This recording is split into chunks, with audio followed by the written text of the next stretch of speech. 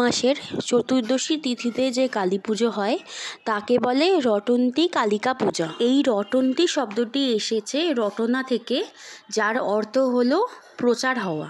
শাস্ত্রমতে এই দিন দেবী বগলামুখী ও দেবী ছিন্নমস্তিকার আবির্ভাব ঘটেছিল। শাস্ত্রমতে একদিন শ্রী রাধিকা শ্রীকৃষ্ণের বাঁশি শুনে ব্যাকুল হয়ে তার সঙ্গে দেখা করতে কুঞ্জবনে ছুটে গেলেন। সেদিন ছিল মাঘ মাসের চতুর্দশী তিথি।